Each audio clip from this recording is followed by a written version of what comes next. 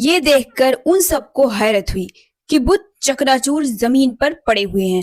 آپس میں ایک دوسرے سے چیمی گوئیاں کرنے لگے کہ ہو نہ ہو اس میں ضرور نوجوان ابراہیم کا ہاتھ ہے، کیونکہ وہی بتوں کے خلاف ہے۔ لوگ برہم ہوئے، ابراہیم علیہ السلام کو بلایا، ان سے دریافت کیا کہ ہمارے معبودوں کو کس نے اس حال پر پہنچایا ہے۔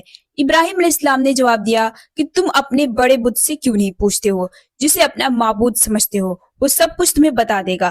تمام لوگوں نے کہا کہ ابراہیم کو بادشاہ نمرود کے سامنے پیش کیا جائے۔ چنانچہ بادشاہ کو اس کی اطلاع دی گئی۔ لوگوں نے کہا کہ یہ معاملہ بادشاہ نمرود کے سامنے پیش کریں گے اور ابراہیم کو سزا دلوائیں گے۔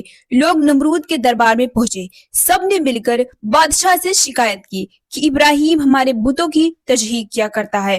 وہ کہتا ہے کہ یہ بت معبود نہیں بلکہ معبود کوئی اور ہے، اس نے ہمارے بتوں کو توڑ ڈالا اور ہمارے بتوں کے ساتھ گستاخی کی ہے، اسے سزا دی جائے۔ نمرود نے لوگوں کی زبانی ایسی باتیں سن کر حکم دیا کہ ابراہیم کو میرے دربار میں حاضر کیا جائے۔ چنانچہ ابراہیم علیہ السلام کو شاہی دربار میں لایا گیا۔ دربار میں تمام مصاحب اور امرا بیٹھے ہوئے تھے۔ نمرود نے ابراہیم علیہ السلام سے پوچھا کہ کیا تو ہمارے معبودوں کی تجحیق کرتا ہے اور جھٹلاتا ہے؟ کیا تو نے ہمارے معبودوں کو توڑا ہے؟ بادشاہ نمرود بڑے سخت لہجہ میں ابراہیم علیہ السلام سے باتیں کر رہا تھا۔ حضرت ابراہیم علیہ السلام جرأت مندی کے ساتھ ہر سوال کا جواب دیتے رہے۔ حضرت ابراہیم علیہ السلام نے کہا کہ یہ سب تمہارے معبود ہی بتا سکتے ہیں، انہی سے پوچھ لو تو بہتر ہے۔ شاہی دربار میں سردار، امرا اور مصائب سبھی بیٹھے تھے اور بادشاہ اور ابراہیم علیہ السلام کے درمیان ہونے والی تمام باتیں سن رہے تھے۔ سب نے کہا کہ کیا بت بھی باتیں کر سکتے ہیں؟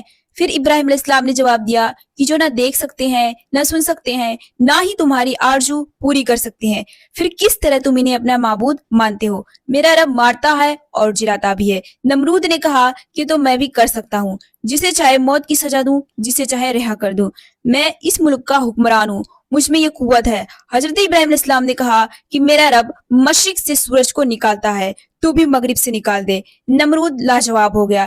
لوگوں نے شرمندگی سے اپنے اپنے سر جھکا لیے۔ ان میں سے ایک شخص نے بادشاہ کو مشورہ دیا کہ اس شخص کو زندہ جلا دو تاکہ دوسرے عبرت حاصل کریں۔ حضرت ابراہیم علیہ السلام نے اپنی قوم کہا کہ اے لوگو، تم اس کو اپنا معبود بناتے ہو جسے تم نے خود اپنے ہاتھوں سے بنایا ہے۔ تم صرف ایک خدا کی عبادت کیا کرو، صرف وہی عبادت کے لائق ہے جس نے ساری کائنات کو پیدا کیا۔ لوگوں نے ابراہیم علیہ السلام کی باتوں پر کان نہیں دھرا۔ بادشاہ نمرود نے بھی حکم دے دیا کہ ابراہیم کو آگ میں زندہ جھونک دو۔ چنانچہ آگ کا الاؤ تیار کیا گیا۔ حضرت ابراہیم علیہ السلام کے جلنے کا منظر دیکھنے کے لیے تمام لوگ جمع ہو گئے۔ بتوں کے پجاری بھی خوش تھے اور کہنے لگے کہ ہمارے معبودوں کو توڑنے کی ابراہیم کو سزا ملے گی۔ پھر ابراہیم علیہ السلام کو دہکتی آگ میں ڈال دیا گیا۔ نمرود حضرت ابراہیم علیہ السلام کا کچھ بگاڑ نہ سکا۔ اللہ نے ابراہیم علیہ السلام کو جلنے سے بچا لیا۔ اگرچہ حضرت ابراہیم علیہ السلام اپنے والد کو بہت پہلے ہی چھوڑ چکے تھے، لیکن ان کے لیے اکثر دعا کرتے تھے وہ راہ راست پر آ جائیں۔ لیکن اللہ تعالیٰ نے حضرت ابراہیم علیہ السلام کو وحی کے ذریعہ حکم دیا کہ مشرک و کافر اور گمراہی اختیار کرنے والوں کے لیے دعا نہ کریں، کیونکہ ان کا باپ بھی گمراہ لوگوں میں شامل تھا، اس لیے دعا کرنے سے منع کیا گیا۔ اللہ کے نزدیک توبہ اسی کی قبول ہوتی ہے جو موت سے پہلے توبہ کرے اور نیک عمل بھی کرے۔ اصل ایمان نیک عمل ہی ہے۔ آپ علیہ السلام نے تبلیغ کا سلسلہ جاری رکھا، لیکن گمراہ قوم کے اندر کوئی تبدیلی نہیں آئی، بلکہ وہ لوگ آپ کی زندگی کے در پہ تھے اور زندگی اجیرن کر رکھی تھی۔ آپ علیہ السلام کو ستاتے اور پریشان کیا کرتے تھے۔ چنانچہ تنگ آ کر آپ نے ہجرت کرنے کی ٹھان لی۔ سامان سفر بعد آپ فلسطین کی طرف روانہ ہوئے۔ روایات اور تاریخ کے مطابق حضرت لوط علیہ السلام بھی آپ ہی کے زمانے میں تھے، وہ بھی آپ علیہ السلام کے رشتہ کے بھائی تھے۔ وہ بھی حضرت ابراہیم علیہ السلام کے ہمراہ فلسطین روانہ ہوئے۔ حضرت ابراہیم علیہ السلام فلسطین میں بھی تبلیغ کرتے تھے۔ فلسطین میں کچھ عرصہ قیام کرنے کے بعد مصر روانہ ہوئے۔ اس زمانے میں مصر میں فرعون کی حکومت تھی۔ مصر میں جو بادشاہ حکومت کرتا تھا وہ فرعون کہلاتا تھا۔ روایت کے مطابق شاہی خاندان سے آپ کی رشتہ داری تھی، اس لحاظ سے مصر میں جو بادشاہ حکومت کرتا تھا وہ بھی حضرت ابراہیم علیہ السلام کا رشتہ دار تھا۔ آپ کو ماننے لگا اور مہمان کی حیثیت سے ٹھہرایا۔ آپ علیہ السلام نے شاہ مصر کو بھی اسلام کی دعوت دی اور نیکی کا راستہ بتایا۔ شاہ مصر عیش پرست تھا اور گمراہی میں مبتلا تھا، اس لیے حضرت ابراہیم اسلام کے نزدیک قابل اعتبار نہ تھا۔ آپ ایک نیک خاتون تھی، عظمت اور عفت میں مثالی حیثیت رکھتی تھی۔ ابراہیم علیہ السلام کے ساتھ سارہ علیہ السلام بھی تھی اور ہر مشکل وقت پر ساتھ دیا کرتی تھی۔ ابراہیم علیہ السلام کی شاہ مصر سے رشتہ داری تھی، اسی بنا پر شاہ مصر نے سارہ علیہ السلام کو اپنے محل میں بلا بھیجا۔ ابراہیم علیہ السلام بادشاہ کے مزاج سے خوب واقف تھے، اسی وجہ سے سارہ علیہ السلام کو محل میں لے گئے۔ حضرت ابراہیم علیہ السلام سفر سے بہت تھک چکے تھے، اسی وجہ سے بادشاہ سے کوئی بات نہ کر سکے، صرف اتنا کہا کہ اللہ تعالیٰ غرور کو پسند نہیں کرتا۔